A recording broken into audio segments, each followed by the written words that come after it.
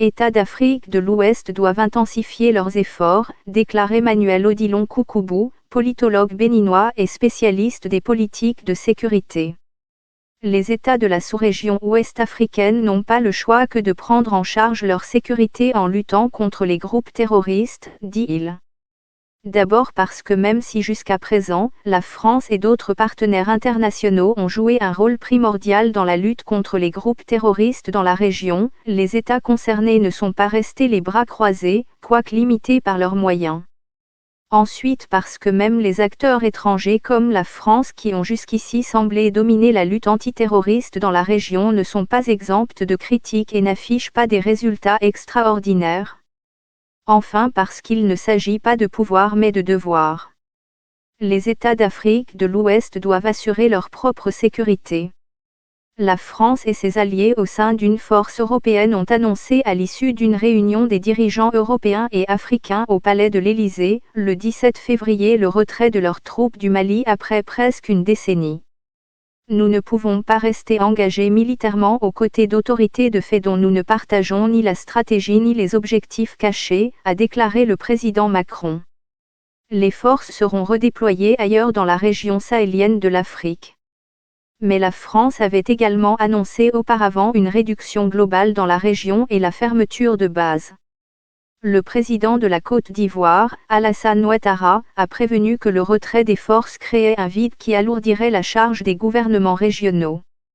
Dans une allocution prononcée lors du conseil politique de son parti le RHDP le 28 février, le président Ouattara a annoncé une augmentation des forces de défense et de sécurité. C'est ainsi que j'ai donné instruction au ministre de la Défense et au chef d'état-major général des armées d'augmenter de 10 000 unités les effectifs de l'armée et de 5 000 unités les effectifs de la gendarmerie, et j'ai également donné instruction au ministre de la Sécurité d'augmenter les effectifs de la police d'eau. Moins 5 000 personnes en 2022-2023. Un seul pays peut-il relever le défi là où des forces conjointes n'ont pas réussi à endiguer les attaques des djihadistes? L'analyste malien Soumaïa Alla ne semble pas convaincu. Aujourd'hui, nous avons vu que les terroristes ont étendu leurs tentacules aux États côtiers. Pas plus tard qu'il y a un mois, le Bénin a été attaqué, la Côte d'Ivoire a été attaquée il y a de cela quelques années, etc. Vous avez un pays comme le Nigeria par exemple qui est quand même considéré comme la première puissance en Afrique, qui a une armée des plus fortes en Afrique mais qui n'arrive pas jusque-là à bouter hors de son territoire les menaces djihadistes. La mutualisation des forces militaires des États de la sous-région est l'option la mieux partagée par les experts pour lutter contre les djihadistes car un seul pays ne peut relever le défi là où des forces conjointes n'ont pas réussi à endiguer les attaques des djihadistes. Le G5 Sahel, qui regroupe le Burkina Faso, le Tchad, le Mali, la Mauritanie et le Niger est l'un des dispositifs les plus connus de coopération entre États du Sahel pour faire face aux djihadistes dans la région. Survivra-t-il au retrait de Barkhane et de Takuba?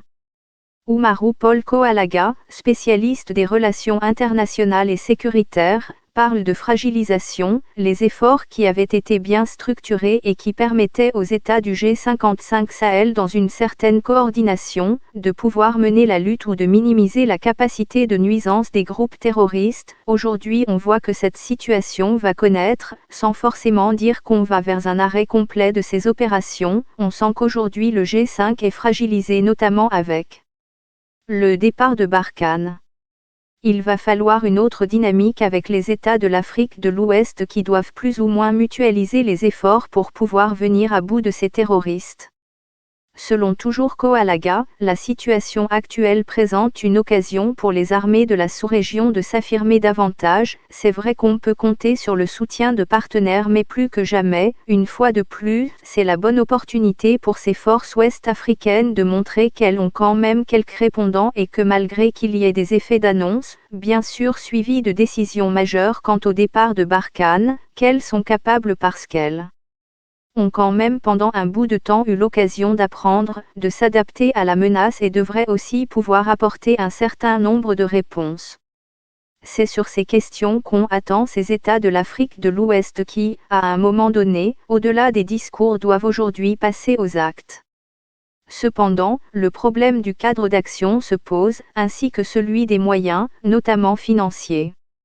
Emmanuel Coucoubou soutient que la communauté économique des États indépendants de l'Afrique de l'Ouest a montré des limites. Pour étayer ses propos, il donne deux exemples. Le premier, c'est que la force en attente de la communauté économique des États indépendants de l'Afrique de l'Ouest n'est toujours pas sérieusement montée en puissance, et il paraît utopique de penser qu'elle pourrait être déployée pour lutter contre les groupes djihadistes.